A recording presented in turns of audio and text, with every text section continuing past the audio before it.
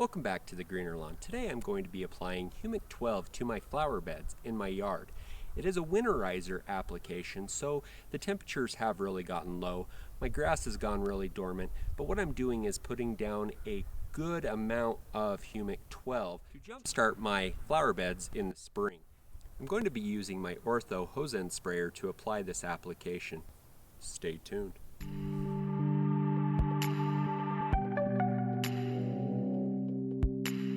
If you like my content, please hit the like button, hit the subscribe button, check the notifications bell, and always leave a comment in the comment section.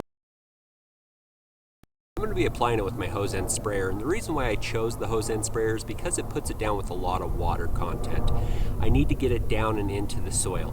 I need it to penetrate quickly so that it doesn't just run off, so that if it freezes, it won't leave the soil. I normally would use my battery powered sprayer from Sprayers Plus, the BL25E, but in this situation I need to get it down with a lot of water, and this is where this excels, is because it puts a lot of water through.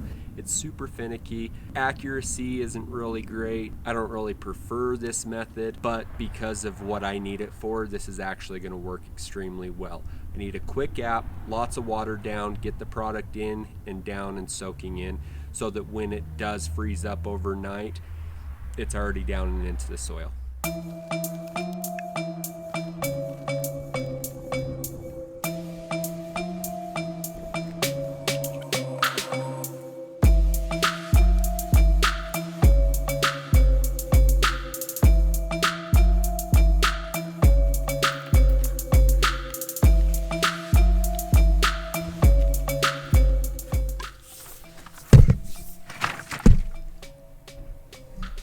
Would you look at that?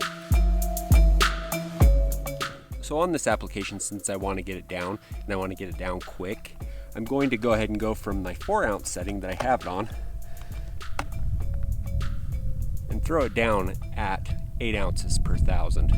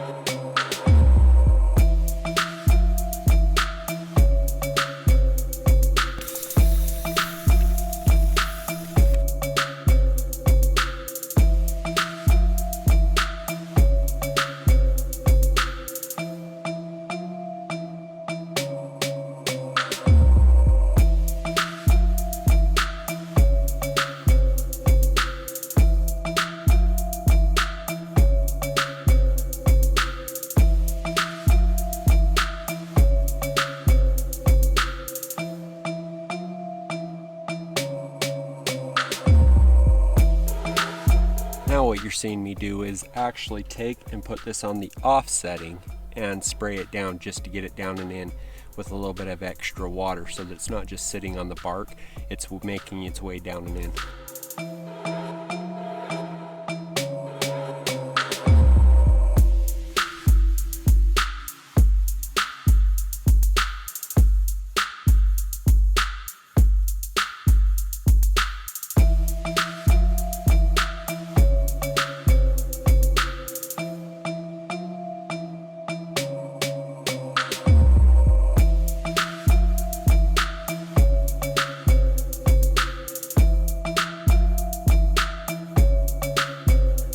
Clean my sprayer up, rinse it out real nice so that it continues to perform a little bit. And then the next thing that I'm going to do is I'm actually going to take 3 ounces per 1 gallon of water and put it on each one of my trees in my yard. It's going to give it an extra little boost.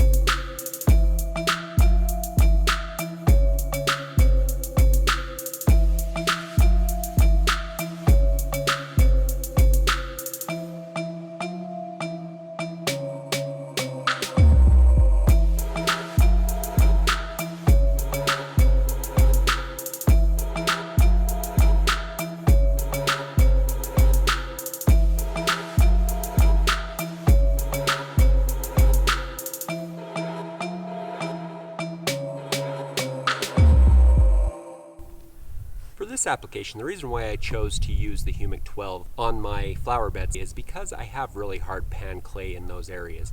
It needs to be amended, it needs to be opened up. The soil needs to be broken down so that I can have a rich humus up on the top, and that's what the Humic 12 is going to do for us. It's going to break down that soil and start to create a better layer of soil for the flowers, the shrubs, the trees in those areas.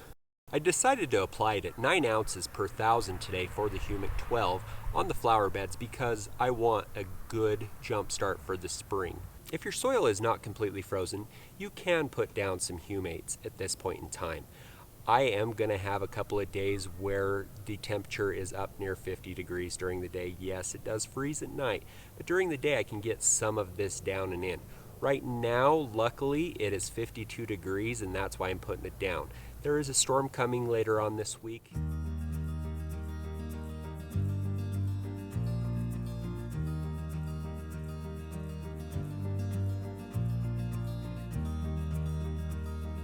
Should push it further down and in for me. So the goal of any of the products from the Next line is to actually get them down into the soil. They are worthless in the bottle. The key to it is to make sure that they get out of the bottle and into the soil. When we apply those products to the areas that we're looking to amend, it's a matter of applying it and then giving it time to amend itself. That's why I chose the fall time to make sure that I could get that down and in, and that process taking place over the winter period. I have put it in several times during the season. It helps out every single time. It's that amendment process that takes some time to amend that soil. It's not instantaneous, but when we actually work at it and we apply, it does make those changes. There are several products from the Next line that you can be applying to your flower beds. Right now, the reason why I chose the Humic is because it has those amendment properties. During the spring, I'm going to be putting down more Humic. I'll be applying some aerate with the microgreen with the florigreen. Those are the products that I'll be using in my flowers, shrubs, and trees. They'll be the products that I'll use for my mending and for my fertilization. This is something that you can do at any point in time. I'm going to be doing it during the fall so that I get that long extended period of amendments. Yes, it will be slower because the temperatures will be cooler and the microorganisms that break it down won't be as active, but there'll be some that takes place over that period of time. Keep in mind that if you are going to be applying it in your beds, that it does have the property to stain. I applied it on top of that mulch. That mulch stayed dark after the fact. If you like a lighter colored mulch or different colors of mulch, or if you use rocks, it will stain if you do not rinse it down right immediately. You can switch it back and forth as you saw in that video. Then I could switch and spray and then just spray it down and it would wash it right off. Mulch, I don't think you can get the same effect off of because mulch is very porous. It does suck up the color, but on rocks or on cement, if you hurry up and just hit it really quick with the water right afterwards, it rinses it right off. It's not a big deal. This week's question, what do you guys put in your beds to amend them? Do you guys put fertilizer? Do you put any kind of amendment products like the Humic 12, microgreen, or the florigreen? What products do you guys use in your beds?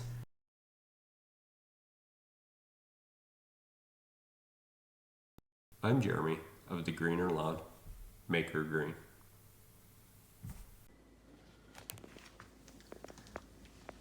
Izzy, does mom torture you? Izzy, you got a big butt and you cannot lie?